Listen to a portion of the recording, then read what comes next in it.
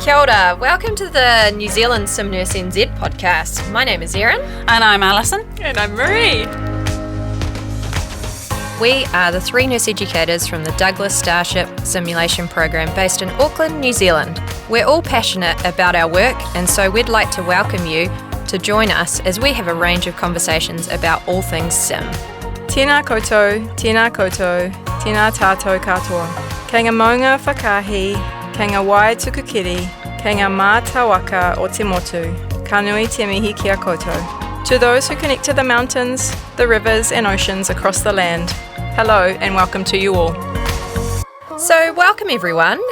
Today we've got a real treat for you. We are really excited about this episode. The build-up has been real.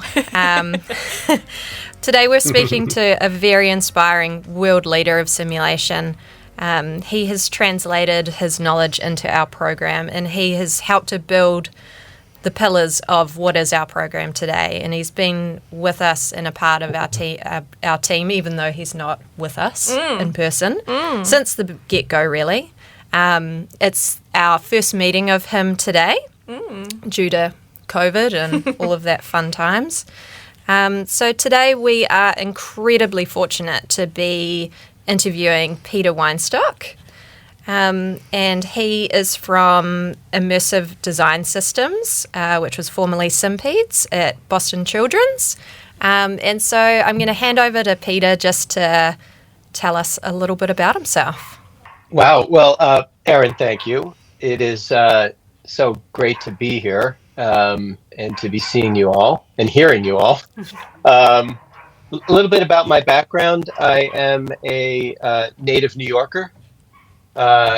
Grew up in Queens and then spent most of my life in New York, and so did my training originally there in medicine, and then did a PhD actually in molecular biology. You'll see why I'm telling you this in a minute.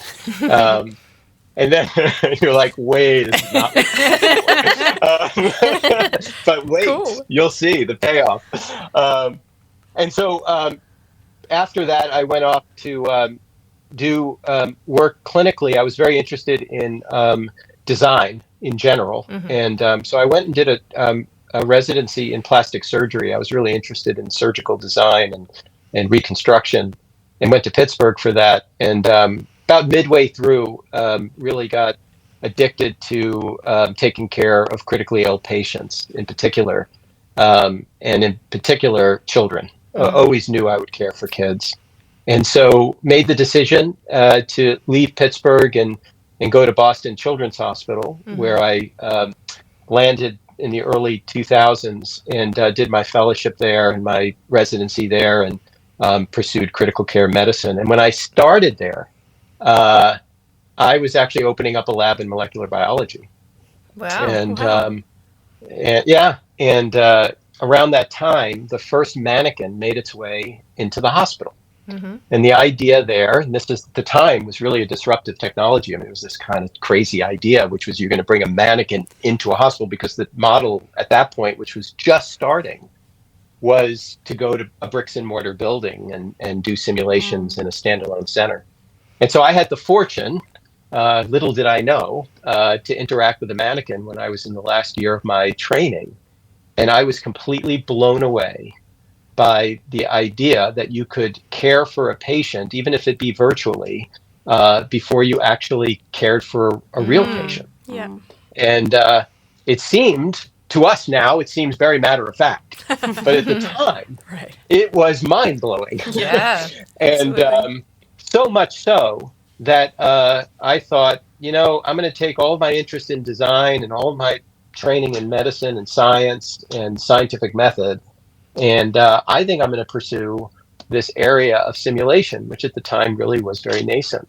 And that's what we did. And I left the lab. I kind of closed the lab, and married simulation, married Chris Mack. And so soon after that, I just became very interested in programmatic development, and that's what gave me the great fortune of working with people like you and the people at Starship and so on. I was very interested in how do you really leverage this idea that would be built on the idea of bringing a mannequin to a hospital, which really begged the question of how do you make simulation as effective and as accessible as possible to busy clinicians and busy enterprises.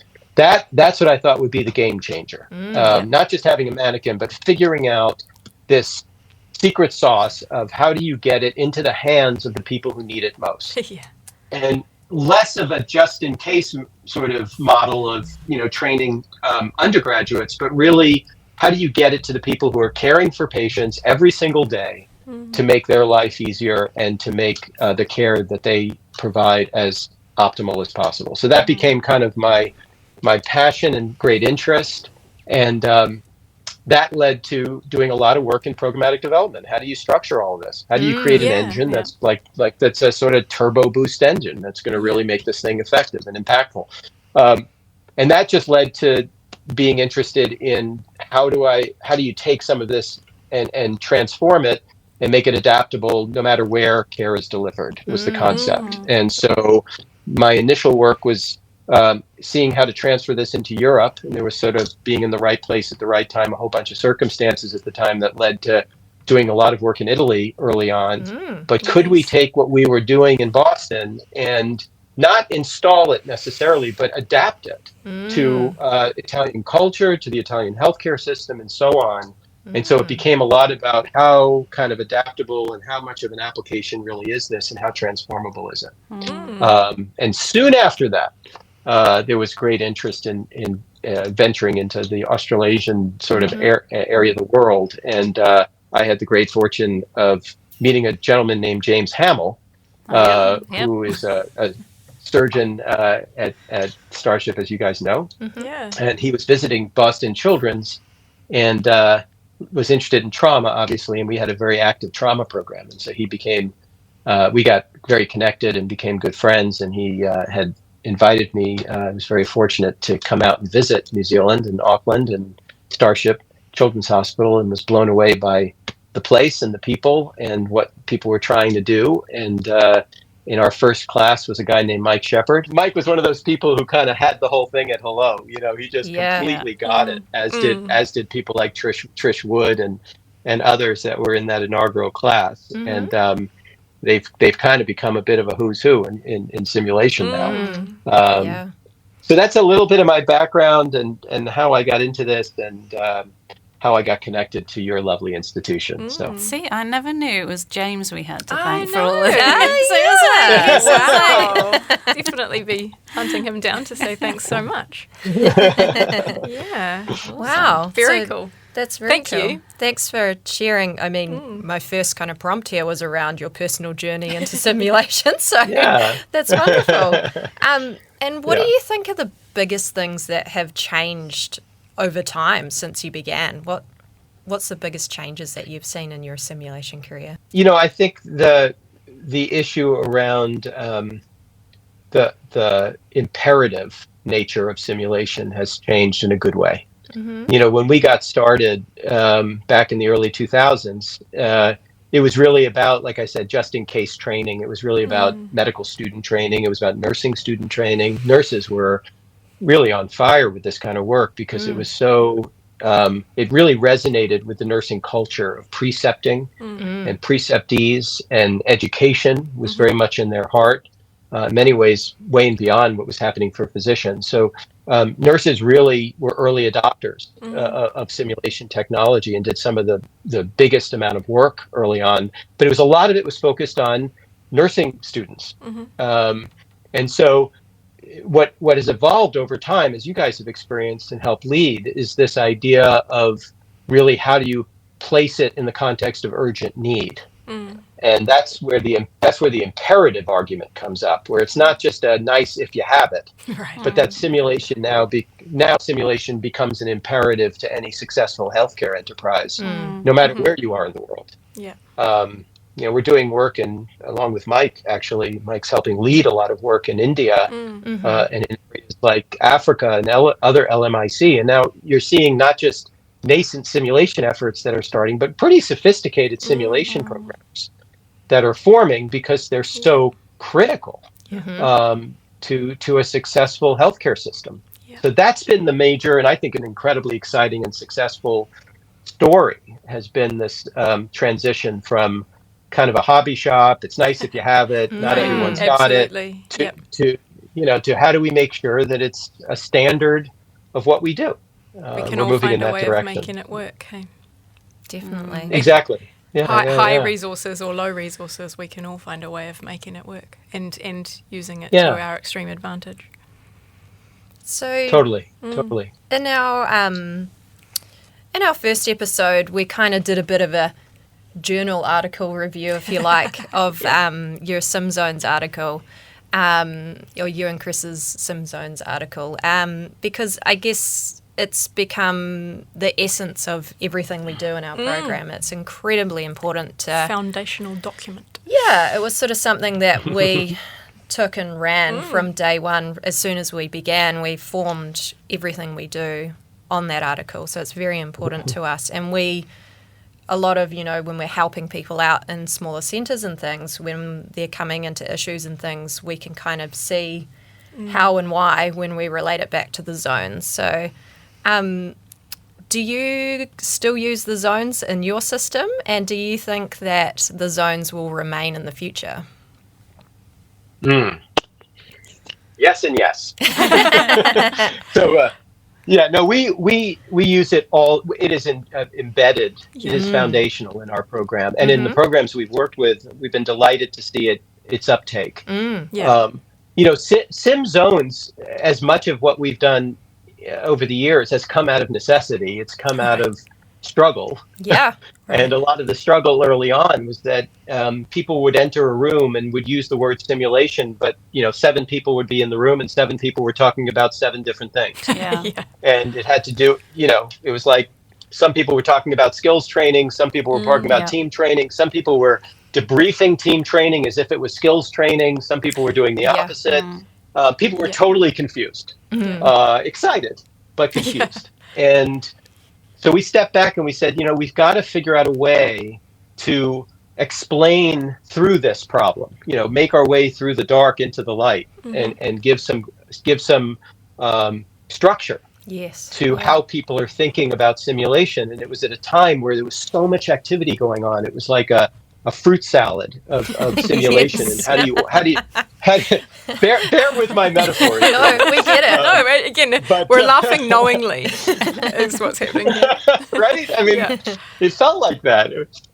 Or not just fruit salad, maybe a smoothie. But so we needed to figure out a way to create order around it. So that was the concept that drove Sim Zones. And then the other element that's been incredibly useful has been to give it language. And when you walk in a room and you say, we're going to do a Zone 2 course, everyone knows what you're talking about. Yeah. And that just saves tremendous amounts of time. It also aligns everyone in the room as to what the goals and objectives of this exercise are.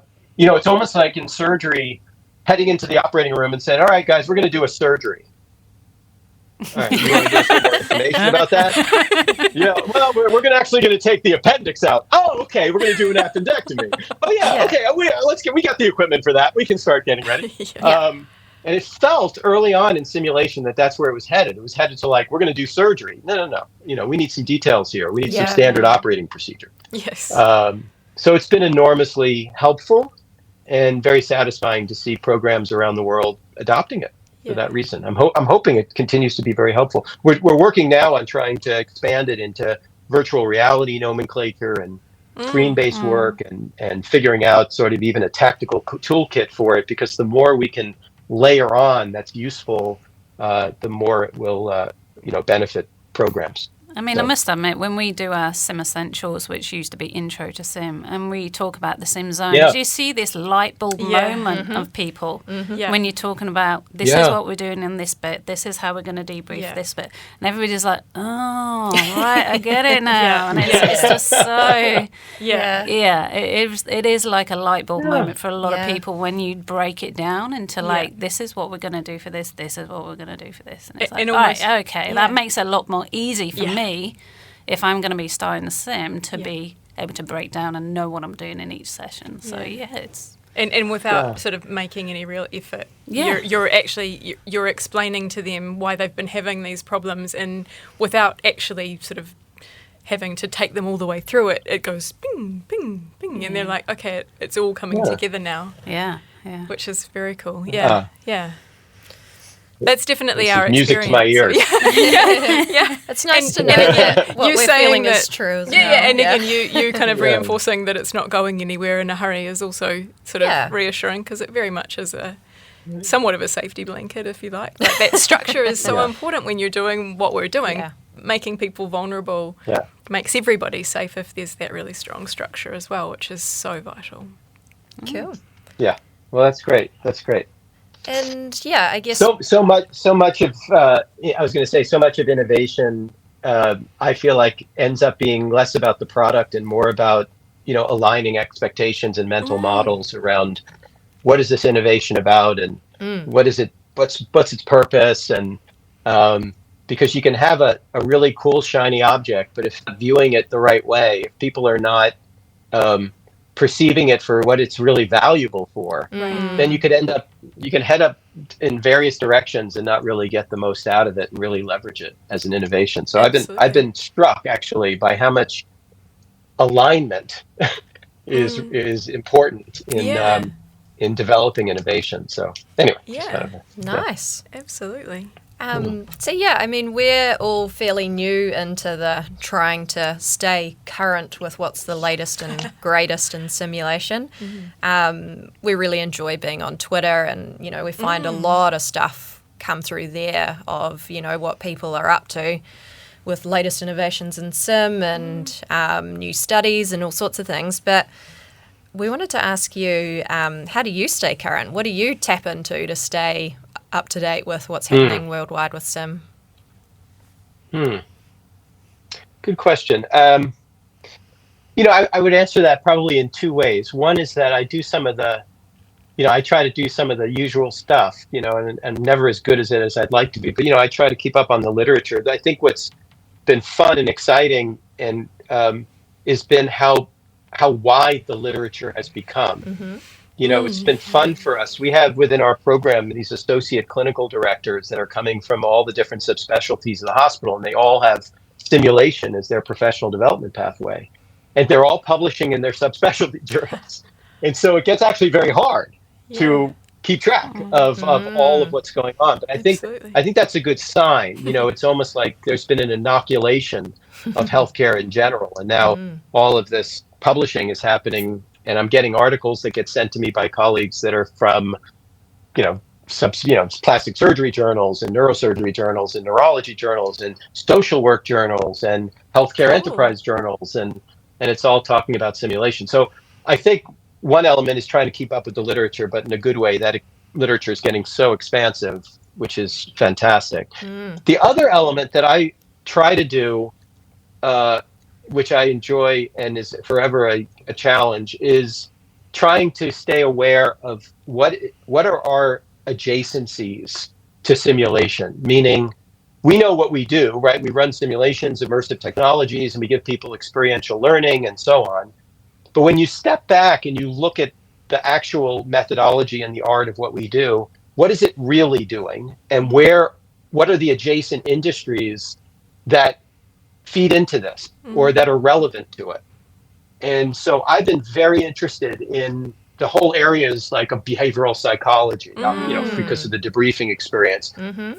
Very interested in biometrics and trying to understand, the human condition that during stressful experiences. And it goes on and on. So I think that has been fun for me. And what I love about simulation, it's fundamentally a recreation of life. And so any part of life is relevant to the science of what we do. At some point you have to draw a line. At least my wife tells me at some point you have to, it can't keep expanding. The world isn't expanding like at that rate. But I think it behooves us actually to be paying attention to the adjacent industries to what it is we do, because that's what's going to real innovation within the simulation space, I think. Absolutely. So anyway, two elements, I think, of how I try to keep up and fail miserably at both. But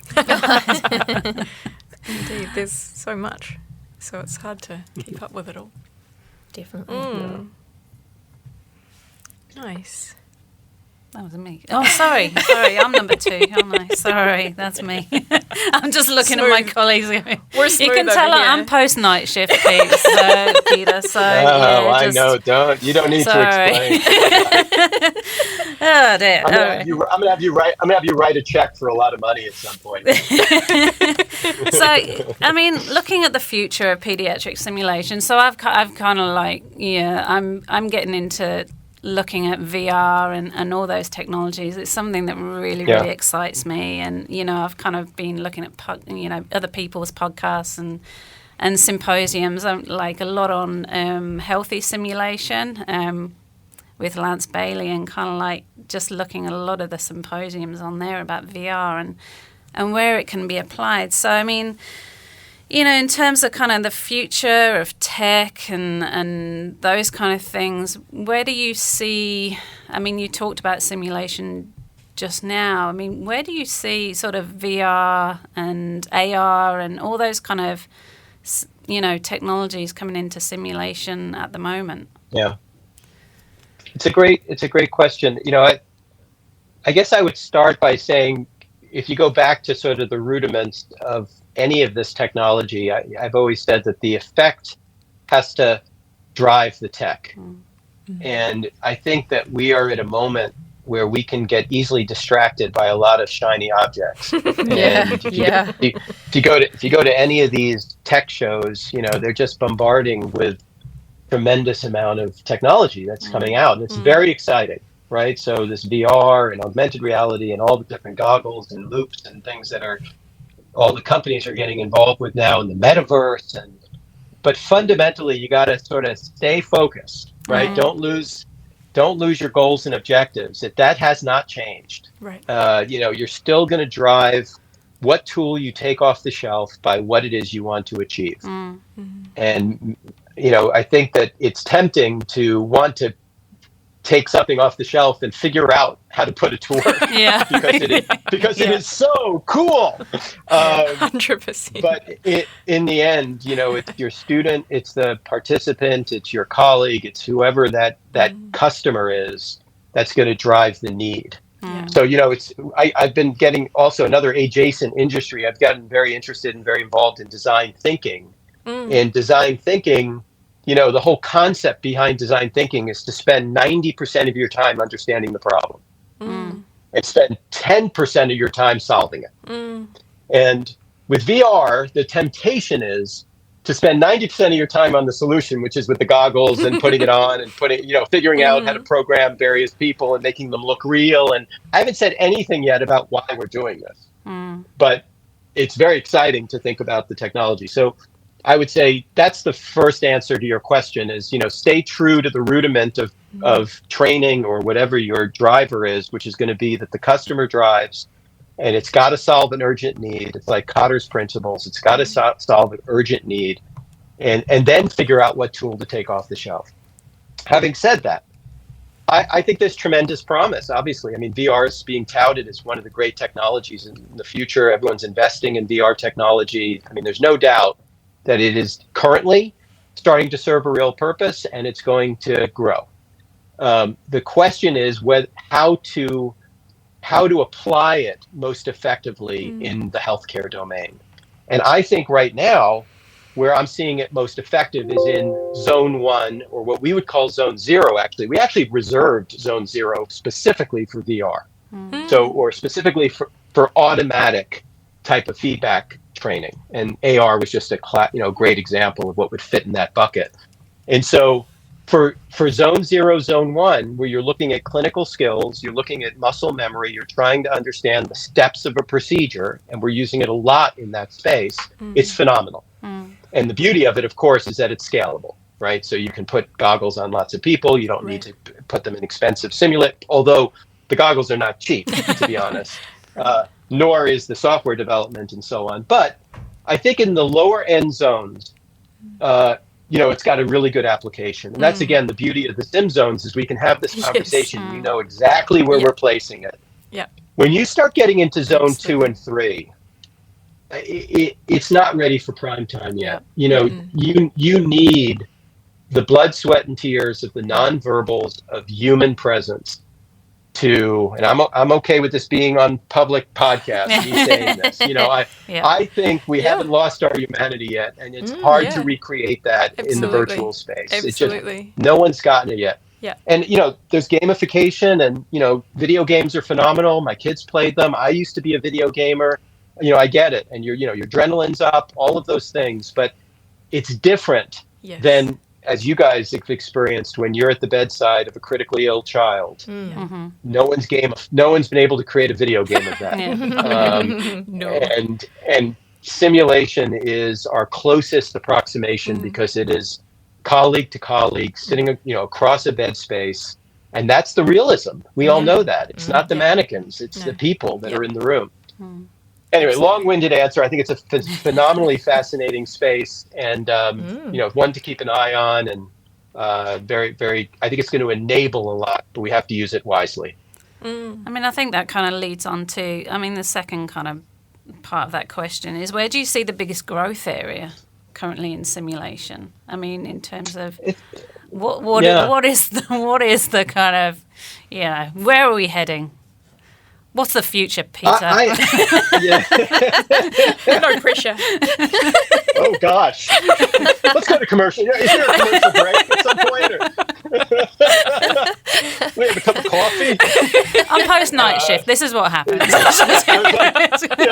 And then Let's be real. Aaron's teeing up, like, what's the meaning of life? I think it's the next question that's come. It's not 42. Well, I'll try to answer this question in sort of two parts. I think one is, listen, I think Immersive Design Systems was kind of driven, this brand change was driven by a need for us. And the need was that we didn't want to be pigeonholed into the word simulator anymore. And you'll see where I'm going with this. But I think it really, when we started to look at what we were doing in the shop, the title simulator program on the front door didn't adequately describe what it was that we were doing every day. And what we were doing was we were leveraging immersive technologies to design better healthcare. And so I think that's the opportunity ahead, is to take the rudiments of what we all do well, of which one of those is running mannequins. There's about 12 others. Absolutely. And then reconstruct those assets, as I would refer to, I sort of call them our assets as a community, to drive better healthcare by helping in the design process, not just in the training process, but in the design process. And so I really think a lot of our future is going to have less to do with mannequins, and it's going to have a lot more to do with our skill set that we've derived from this experience, which is we have the potential to really help organizations develop psychological safety, for example. I think that we talk a lot and spend a lot of time thinking about emotional intelligence. We talk a lot about, a lot of these are, right? And that's what I'm excited about. I mean, it's about really understanding you. And we work with, we're developing those skills to work with the humans and make them better humans at doing the healthcare stuff. So, fascinating. We've been having similar conversations. This is so cool. So excited right now. So I think it's a mixture of both, just to answer. I mean, I think it's going to be a lot of really well-timed simulations that are being used way and beyond just training. So that's number one. And then the other element that I would say is for our future is this idea of reassessing what our true assets are, because they're unique, and they are in some ways the hot topics of most successful companies right now that are trying to get a handle. Because as you were saying, it's about understanding human and human technology interactions and leverage and optimizing them. So I think it's a great question. Thanks. Amazing. I also think, I'll just throw in there, I also think that we have a lot to offer in terms of the understanding of empathy. And I think empathy is so quintessential, as we all know, to life, and it's also so quintessential to having effective teams. It's quintessential to really create inclusive environments, and diverse environments, and and equitable environments. And so we have a lot to offer after a couple of decades of looking at this through the lens of simulation and debriefing that are way and beyond the mannequins, that are of real value to the institution. So I'm excited about that. Yeah. I think I'm going to hand over to Marie, because I think that's kind of segue. Going oh my God, it's like we planned this or something. Such a great segue. Thank you. We're super excited about all that stuff that you were just talking about, that diversity, that empathy, the inclusion, the inclusivity, the creating those safe places and spaces to learn about this really hard stuff, the hard human stuff, to be fair. And so we wanted to pick your brain because, again, we feel like this is, I guess, a hot topic currently. So we were fascinated to have a little bit more of a conversation about how, like how you actually do that. How do you drive that inclusivity, that equitable with simulation? I'm not asking this question well at all because it's massive. No, but so I'm sort of trying to leave it really broad so that you can take it wherever you'd like. But yeah, we're just fascinated about anything and everything you have to offer in terms of all of that stuff. Well, I'll make just a couple of comments. I will first admit very clearly that I'm not an expert in this space. I don't know. I think this is a lot about partnership. Yes. Quite honestly, it's about partnering with departments of equity, diversity, and inclusivity, and with chief diversity officers and people who have devoted their lives to this science and really understanding and making impact. And so we become a resource to them, quite honestly. And so, but I do think part and parcel of what we were talking about, I do think that we can offer, a lot of very useful resources around this space. One, of course, as we've talked about, is creating psychologically safe containers in which to have these conversations, which are difficult, and to try to work through.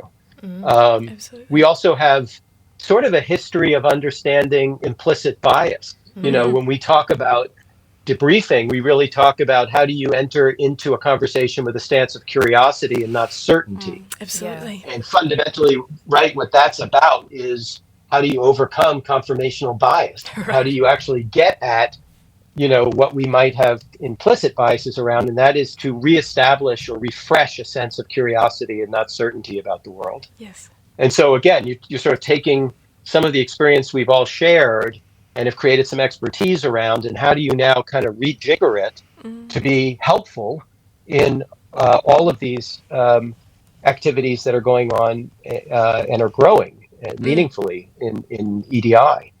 And then sort of a little bit around the debriefing methodology itself can be useful in getting at kind of the challenging some of these experiences and maybe even reenacting them. And that's the whole role of the professional actor and all of the work that we've all done within the simulation community and relational skills also plays into this and can be a tremendous resource to those that are pursuing EDI work. So I think it's a natural partnership. I do think there's lots inherently in what we do that we can offer and start to use to get at some of these issues around EDI and how do you really explore equity, and diversity and inclusivity and make real change around it. So I think we can do that by offering primarily from simulator programs, but also really importantly partner effectively with various departments and folks within the institution. The simulation laboratory is just such a valuable resource for this kind of change. So. that's how I begin to answer that question. Yeah. Again, it's massive, right? Like it's such a big, it's such a big space. And there are some great programs in the U.S. and otherwise that are, using literally from within a simulator program, are using simulation to really get at some of this. And some of these programs are incredibly innovative and effective, and they are all fundamentally utilizing experiential learning, which gets back to the whole concept of adult learning. Absolutely. And we can't forget that any intervention we design really has to appeal to the adult learner, and that's another area that we can offer help in. And so the programs that you talk about that are like really getting in amongst it and being really innovative, are they mostly using actors or standardized patients or simulated patients, or like are they using humans to do that, or in terms of the how and nitty gritty? Yeah, so they're using combinations, but many of them are using actors or are creating prompting scripts that raise some of these issues and then are unpackaging the issues within debriefings. And that's the power of what we do, right? Absolutely.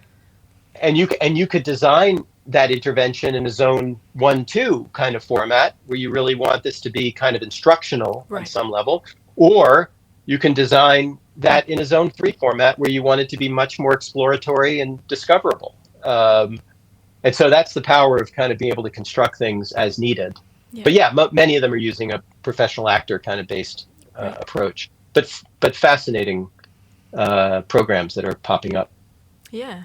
And how do people approach you in terms of helping out with those partnerships and programs? How do you stay, like we were talking about before, how do you stay aware of everything that's going on in that space? I think that's the challenge. I think a big part of, there was a question about the future of simulation and where it's all going. Yeah. I think I'd add to that, this integrative nature has to be related to the idea that the simulator program's leadership is as present as possible at the right tables, as many of the right tables as they can, and have to think pretty broadly about how to do that and make sure that leadership is supporting that, right? Because if you're not at the table as part of those conversations, then you can't be effective.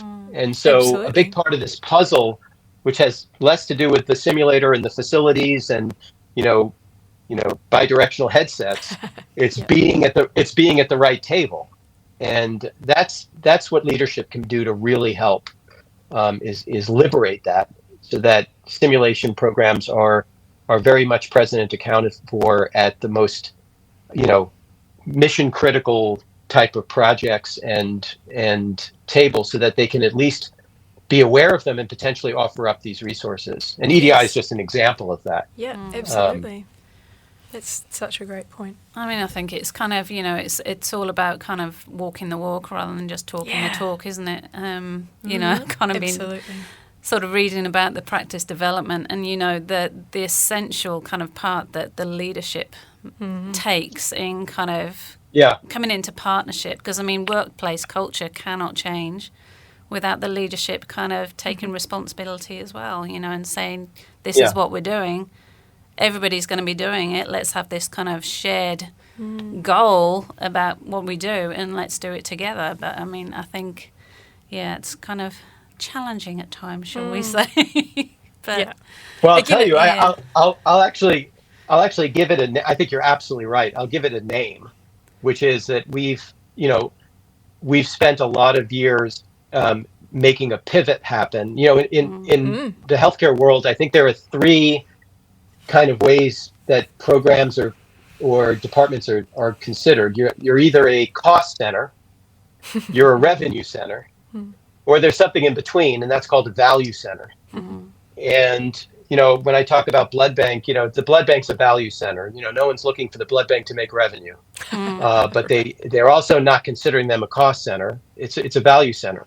And patient safety and quality is considered a value center. And so for us, a big success is when the simulator program is not viewed as a cost center, but a value center. And that's a bit of a philosophical belief, because obviously all of the cultural change data's got a landscape of about 5 to 10 years. It's not something you turn around in a day. Right. But when there's a belief that practice makes better care, and that systems design benefits from the most relevant recreations of our environment so that we make the right changes, that's a value center. And then you're off and running. Yeah, absolutely. But that's top down. The leadership has to, believe that and promote it, because that's how, innovations get jump started. Yes. So I wanted to mention that concept, because that's been a lot of our focus, is really targeting value center for the program. Yeah, that's a really fantastic way to think about it, actually, and to put language in structure, as we talked about earlier, around this stuff. And awesome. Yeah. Thank you. Cool. You're welcome. Wow. I mean, guess we better wrap this up. We could probably go on all day, let's be honest. We could keep throwing, but we appreciate you have a time big limit. questions for you.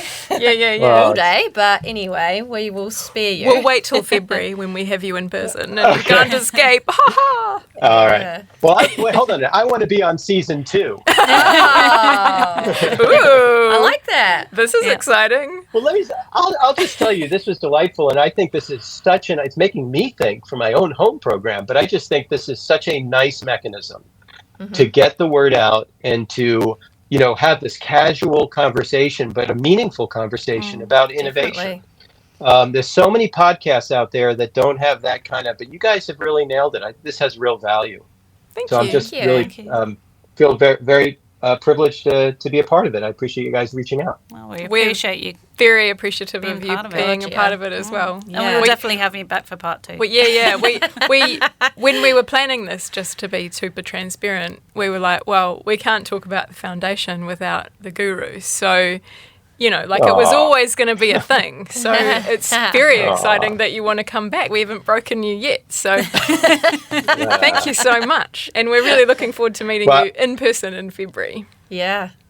Well, I can't wait. I'll tell you, when I saw you guys with the Starship emblems behind you, it's such a special place. And I feel tremendously privileged that I've had a chance to work with so many of you at Starship. It's an amazing hospital. It's an amazing hospital system, and doing incredible work. And the fact that you guys have created the kind of simulation program that you have speaks to how you think about changing the status quo, and really challenging it to create better care for patients. It's an amazing place.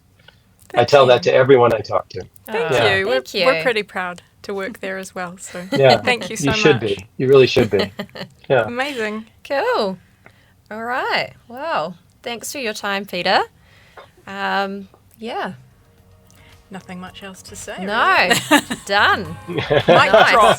If I could drop this mic, I would, but it's really stationary. Cold breakfast. We don't have the budget for that. Anyway, really nice to meet you guys. Yeah. Yes, you too. Thank you so much. Have a lovely evening. Yeah. Thank you. All the best. Thank you. Bye-bye. Thank you. Bye. Thanks for listening to this episode of our podcast. It was made possible by the Starship Foundation and the Douglas Charitable Trust. And special thanks go out to all of our amazing guests, and especially our producer Carl Thompson from Blue and Ginge Creative. If you'd like to connect with us on Twitter or find out any information from any of the episodes on this podcast, just see the show notes. Our Twitter handle is @StarshipSimProg, and our email is starshipsim@adhb.govt.nz. We would love to hear from you.